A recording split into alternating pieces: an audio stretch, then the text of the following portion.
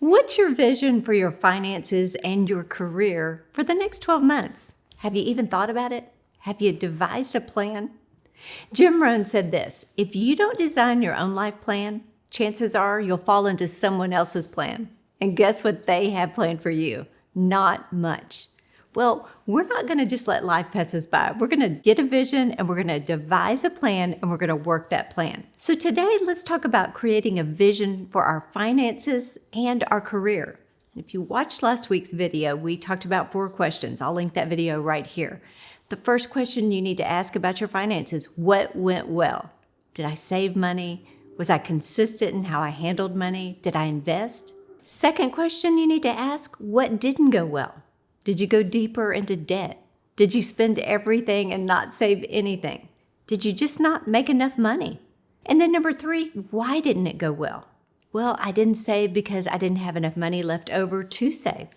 Or I didn't save because I bought a lot. Or it didn't go well financially because I didn't manage my money well.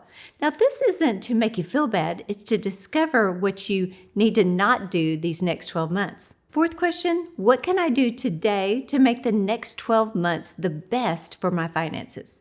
Well, that might be I could get another job. I could get a side hustle. I could cut down my expenses. I could move to a cheaper place. I could cut out subscriptions. I want to just encourage you, don't ignore the numbers. Don't be afraid to look at your finances and to dive down deep.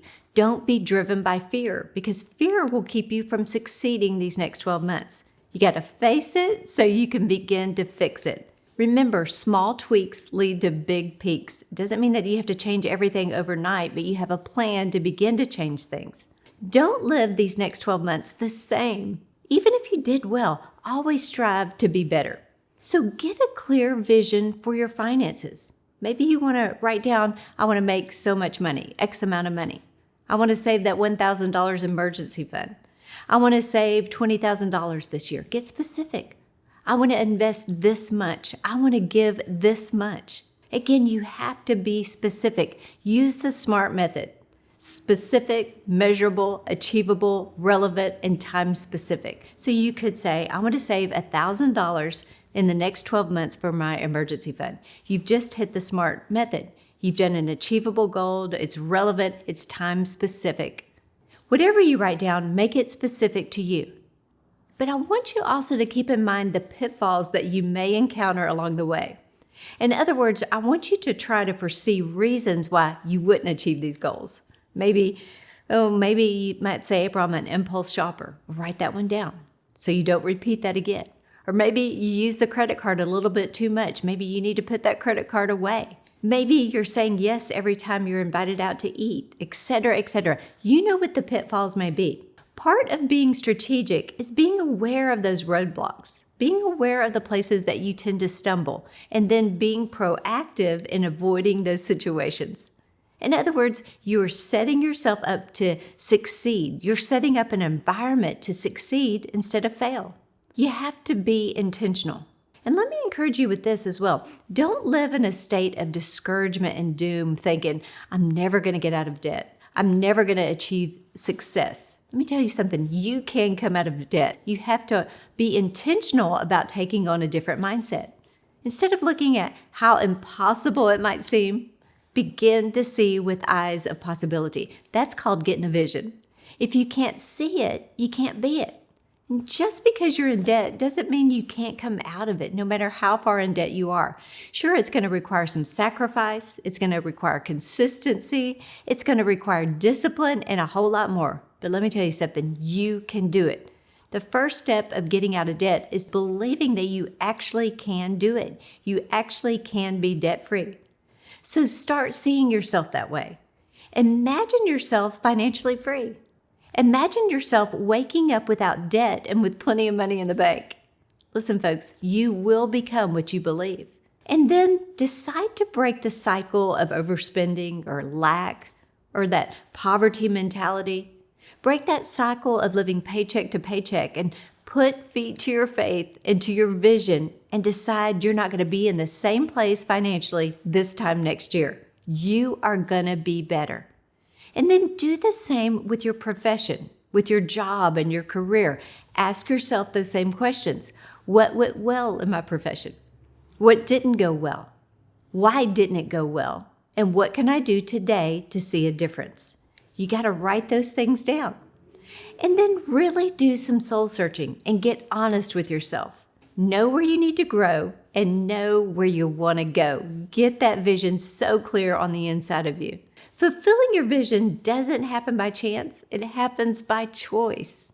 And don't be intimidated to dream big. Just because you've never done something doesn't mean you can't do it now.